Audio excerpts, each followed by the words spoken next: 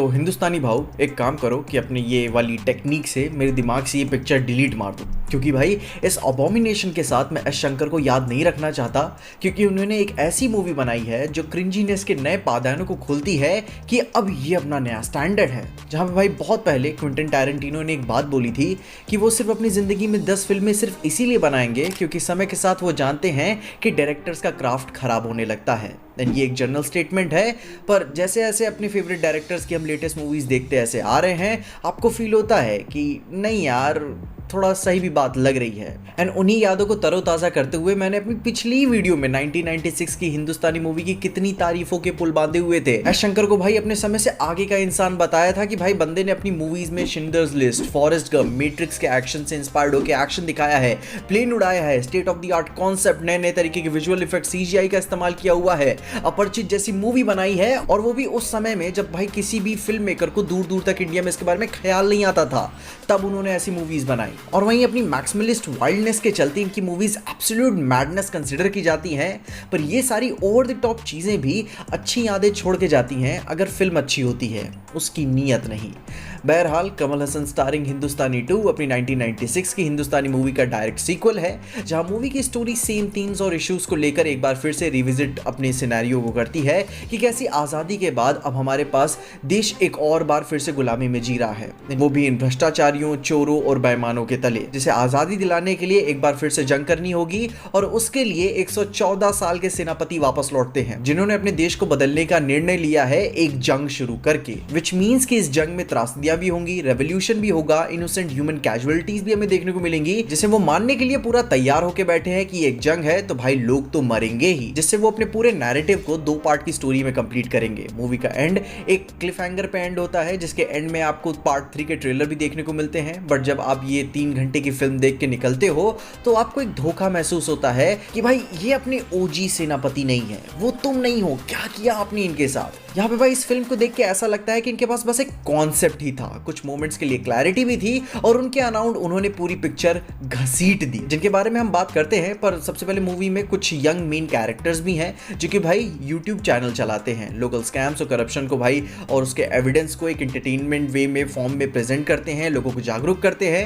पर आखिर में जब उन्हें रियलाइज होता है कि भाई इन सब का कुछ भी लॉन्ग टर्म सोल्यूशन नहीं निकलने वाला, तो भाई वो इंटरनेट पे कैंपेन चलाते हैं दी ओजी हिंदुस्तानी को वापस बुलाने के लिए, जिसने 1996 में करप्ट ऑफिसर्स की भाई ली थी। अब सेनापति भाई 4 नहीं 40 कदम आगे है अपनी इन्हीं सारी प्लानिंग को लेकर, तो उसने पहले ही भाई अपना कमबैक प्लान कर लिया है और अपने फर्स्ट विक्टिम को भी भाई निपटा दिया है, क्योंकि उसकी झूठी दिवालिया बनाई गई लोन कंपनी की प्रताड़ित करने की वजह से एक बच्चे ने खुद को अनअलाइव कर लिया, क्योंकि वो अपने एजुकेशन लोन समय पे नहीं भर पाया था। एंड फिर भाई सेनापति का मास्टर प्लान क्या होता है कि भाई वो यूथ से मूवी में कनेक्ट करना चाहते हैं, इंडिया के सारे यूथ से, और दद्दू जाते हैं फेसबुक पे कनेक्ट करने के। खैर अब भाई वो अपने मैसेज तो देते ही हैं, 2-2 मिलियन उन्हें भाई व्यूज मिल रहे होते हैं, एंड भाई उन्हें देश बदलना ही है। तो उनका प्लान क्या होता है कि भाई वो सबसे अर्ज करते हैं युवाओं से कि तुम सब अपनी फैमिली को ही रिपोर्ट करो कि अगर वो किसी इलीगल करप्शन वे में ऐसे इन्वॉल्व हैं, और यही सही रास्ता होगा समाज को जल्दी साफ करने के लिए। यह उनका प्लान था। अब देखो सॉलिड कॉन्सेप्ट तो है इनके पास, एक बार के लिए युवा तो भाई आसानी से बरगलाए जा सकते हैं,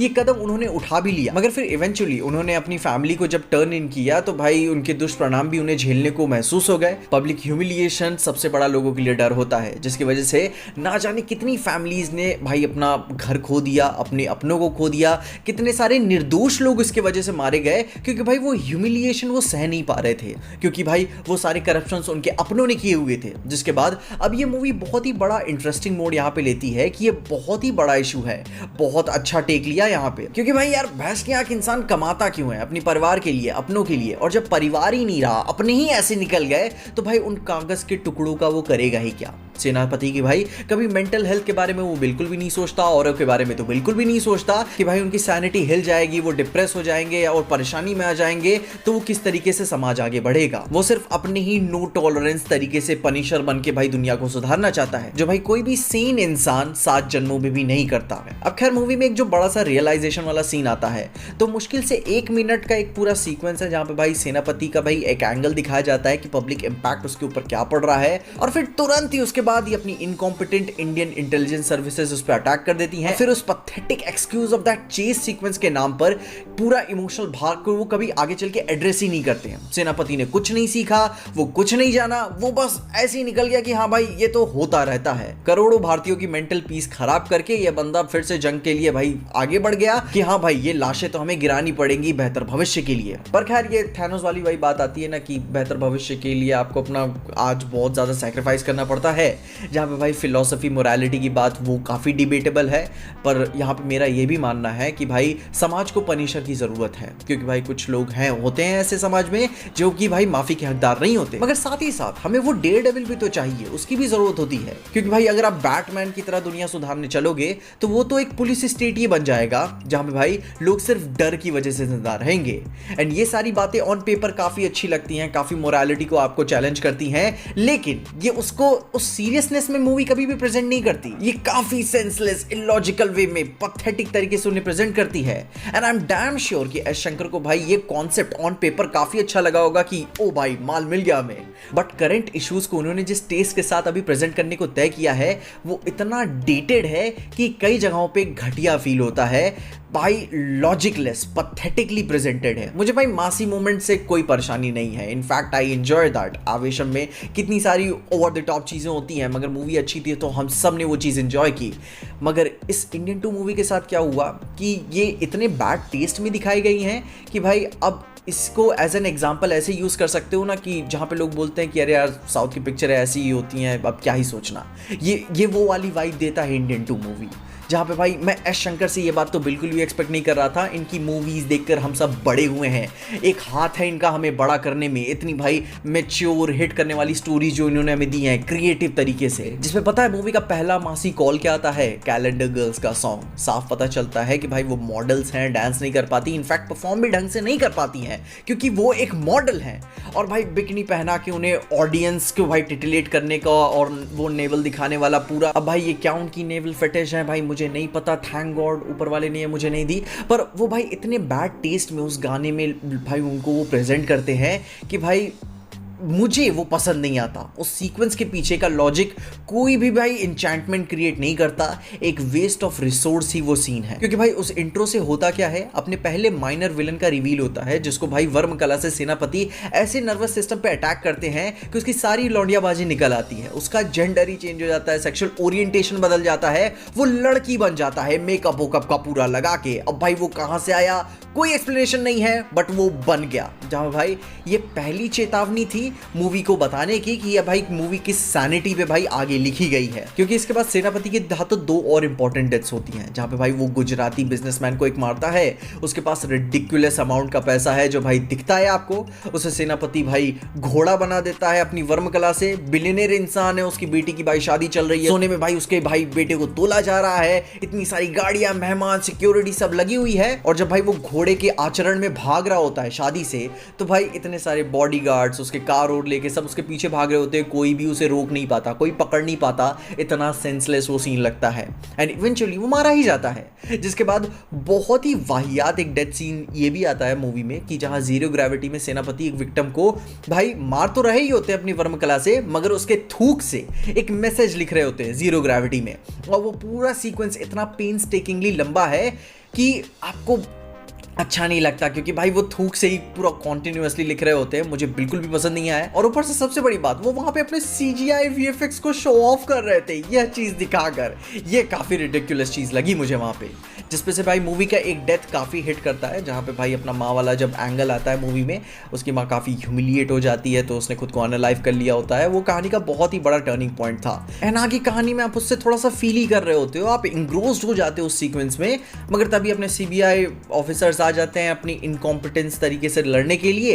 एंड भाई मैं क्या ही बताऊं, वो सिर्फ भाई पिछले मूवीज के ऐसे सब रेफरेंसेस दे रहे हैं, शिवाजी द बॉस के भाई यार बस ये मैं बता रहा हूँ, सिर्फ उल्टी सीधी नौटंकियां चल रही हैं यहाँ पे। क्योंकि भाई अपनी सिक्योरिटी एजेंसीज का क्या ही मतलब था इस मूवी में, क्या लॉजिक से वो प्रेजेंट किए थे उन्हें। सेनापति पहली बार विदेश से एयरपोर्ट आता है और उसे भाई अपनी एजेंसी को पता चल जाता है कि भाई हाँ वो आ रहा है। और भाई सेनापति एयरपोर्ट से निकलता कैसे है इतनी सारी सिक्योरिटी के बीच में से, कि भाई वो बंदूक तान देता है अपने पास्ट के एक बहुत ही फेलो आर्च नेमेसिस पे, और भाई वो उसको इस तरीके से लेके वहां से निकल जाता है कि जैसे कोई ओला उबर बुक की हो और वो निकल गया वहां से। इतना इलॉजिकल लगता है। एंड फिर भाई अगर आप मूवी देखे हो ना तो आप समझ नहीं पाते हो कि भाई वो जो अपना सीबीआई को लीड कर रहा है, उस पूरे केस को जो बंदा लीड कर रहा है, वो इस तरीके से आगे बढ़ता है इसे पकड़ने के लिए कि कोई लॉजिक सेंस नहीं बना पाता। पता नहीं कोई प्लान क्या है, कोई ऑर्गेनाइजेशन तरीके से ऑर्गेनाइज नहीं किया हुआ है, कोई ट्रैकिंग नहीं है। वो भी भाई 21st सेंचुरी में भाई हम अपनी पेरेंटल ऑर्गेनाइजेशन को टेक्नोलॉजिकली अपंग सेंस कर पा रहे होते हैं मूवी में। पता नहीं क्या कर रहे थे वो लिखते समय कि भाई ये एक्सप्लेन करने की उन्हें ज़रूरत नहीं पड़ी। एंड फिर भाई मूवी स्टेरॉइड्स पे तब चली जाती है जब ये अपने अनवारंटेड इरेशनैलिटी की सारी बंदिशों को तोड़ के सेनापति के क्लाइमैक्स में भाई 50 गुंडों को भाई फ्लेक्स करते हुए दिखा रहे होते हैं। एक कॉम्पिटिशन चल रहा होता है लिटरली। भाई सेनापति अपनी बॉडी फैट परसेंटेज भाई ऐसे ही वर्म कला से भाई अंदर कर लेते हैं, वो पूरे एब्स ऑब्स दिखने लगते हैं, जिसको देख के मैं भी काफ़ी अजीब फील होता है कि यार बुढ़ा 114 साल का क्या बकचोदियाँ यहाँ पे चल रही हैं। आप इनके एब्स देख पा रहे हो, गुंडे भाई भी शर्ट उतार के फ्लेक्स कर रहे हैं भाई। एंड फिर जब उसके बाद एक्शन सीक्वेंसेस तो ऑब्वियस सी बात होनी ही थी, तो वो ऐसे शीशे के वेसेस पकड़े होते हैं और भाई अपने सेनापति आके मार रहे होते हैं। वो खड़े होते हैं वहां पे, कुछ भी नहीं कर रहे होते हैं कि नहीं उठा के फेंके, कुछ नहीं वो वहां पे खड़े हैं, सेनापति आके मारेंगे। आई मीन यार इतना पैसा लगा के, बहुत महंगी पिक्चर है और आप इतने लेजी एक्शन सीक्वेंसेस दे रहे हो जो कि भाई काफी इनकॉम्पिटेंट फील होते हैं भाई 2024 में। क्योंकि भाई आप भाई अपरिचित टाइम में किस तरीके के एक्शन दिखाते थे, इवन शिवाजी द बॉस में कितने क्रिएटिव तरीके से एक्शन दिखाते थे। यहाँ पे मैं समझ पाता हूँ कि भाई 114 साल की उम्र है, वर्म कला है, मगर भाई आपने सेनापति को इस तरीके से दिखा दिया तो आप बहुत कुछ भी करके दिखा सकते थे। लेकिन फिर भी उन्होंने बॉदर करने को सोचा भी नहीं। वो भाई अपना सेनापति पनिशर टाइप इंसान है, वो लोगों को मारने में तो भाई बिल्कुल भी नहीं संकोचाता। मगर फिर भी अपने पूरे 28 साल के बाद मूवी आने के बाद भी वो लाफेबल तरीके से खुद के एक्शन को प्रेजेंट करता है। अब मतलब कि यार वो इस मोमेंट पे मेकर्स दिखाना क्या चाह रहे थे, सिर्फ क्लाइमैक्स की बात नहीं है। अभी याद कर रहा हूँ कि मूवी के शुरू में भी सिर्फ ऐसे गुंडे खड़े ही होते हैं और वो अपने सेनापति आते हैं और इसी तरीके से मारना शुरू कर देते हैं। वो बंदा अटक जाता है हवा में बस, और चल रहा है एक्शन ऐसे। काफ़ी दिल छोटा हो जाता है कि यार ये क्या दिखा रहे हो आप। जहाँ सही में मैं बोलूँ तो भाई पिक्चर बकचोद हो जाती है। आई एम सॉरी भाई, मैं बात बोलने को काफ़ी खुद को टाल रहा था, काफ़ी रोक रहा था खुद को, मगर भाई जो है सो है। जितना भी मैं मूवी के ऐसे डिटेल्स को याद करने की कोशिश करता हूँ ना, मेरा मूड और ख़राब होने लगता है। इन्होंने फालतू में अपना पैसा VFX और CGI में फूका हुआ है भाई, खर्च नहीं किया है, फूक दिया है। एक अच्छा सा एक्शन डायरेक्टर या स्टंट वाला बंदा भी कोई ढूंढ लिए होते फालतू के CGI में डालने से पहले। एक बहुत अच्छी जो डिलीवरी की मूवमेंट आती है पीक मूवमेंट्स में, वो कम से कम बहुत अच्छा हम फील कर सकते थे। पर नहीं, इनको तो भाई अपने ही लेजी काम से फुर्सत नहीं है। एंड मुझे भाई अभी भी याद है कि मूवी के शुरू के 10 मिनट ही हुए होते हैं एंड जब एक लड़की छत से कूद के अपने करप्शन की वजह से खुद को अनलाइव कर रही होती है, तो भाई वो जब छत से कूदती है तो उसका वायर वर्क बहुत गंदे तरीके से आपको दिखता है। वो बाहर कूदती है और फिर वायर वर्क ऐसे दिखता है कि कोई इसे अंदर खींच रहा है और फिर वो छज्जे पे लड़ती है और फिर वो नीचे गिरती है। एंड फिर अगर ध्यान से देखो ना तो ऐसे पथेटिक सीन्स आपको सिर्फ शुरू में ही नहीं देखने को मिलेंगे, आपको ऐसे बहुत सारे वायर वर्क्स देखने को मिल जाएंगे जो कि काफी गंदे तरीके से प्रेजेंट किए गए हैं। इवन भाई रोबोट 1 मूवी जो आई थी उसमें भी वायर वर्क्स थे। अपने भाई रजनीकांत वायर वर्क के साथ भाई अपने बसेस के ऊपर चढ़ रहे होते हैं, लेकिन वो अच्छा लग रहा होता है। वायर वर्क के साथ गाड़ियां घूम रही होती है मगर वो अच्छा लग रहा होता है, कन्विंस हो जाते हो वो आपकी नहीं हो रहा है। लेकिन यहाँ पे आप देखते हो कि यार क्या बकचोदियाँ चल रही हैं यहाँ पे, जिसके भाई नेक्स्ट पार्ट का भी हिंट पता नहीं इन्होंने क्या दे के रखा है। एक नया फ्लैशबैक हमें देखने को मिला है जिसमें सेनापति की एक और नई हीरोइन है। एंड ये बात मैं बता दूं, पिछली पिक्चर में 3 हीरोइन थी और उनकी फ्लैशबैक में एक हीरोइन ऑलरेडी एग्जिस्ट करती थी। तो भाई अपनी नई कंटिन्यूटी बना कर एक नया मल्टीवर्स खोलकर एक नई हीरोइन डालने का क्या मतलब था। भाई एक बात तो ये क्लियर पता चलती है कि इनका मकसद कोई एक कोहेसिव मीनिंगफुल सिनेमा देना नहीं, बल्कि एक मासी बकचोदी करना था। एक अच्छे खासे लेजेंड को खा गए, ये लिटरली खा गए, जिसकी वजह से मेरे दिल में तो इंडियन 2 के लिए अब कोई इज्जत नहीं है।